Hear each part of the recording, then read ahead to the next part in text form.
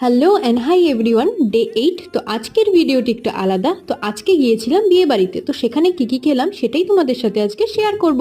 তো ভেতরের এন্ট্রি গেটটা ছিল খুব সুন্দর করে সাজানো হয়েছিল, সেখানে কিছু ভিডিও ক্লিপস নিয়ে চলে গেলাম ভেতরে। আর স্টল থেকে নিয়ে নিলাম জিলাপি, আর তাদের বিয়ের কিছু রিচুয়ালস হচ্ছিল তো সেটা ভিডিও করে নিয়ে নিচ্ছিলাম। আর বাড়িতেও যেহেতু যেতে হবে তাই দেরি না করে খেতে বসে পড়লাম।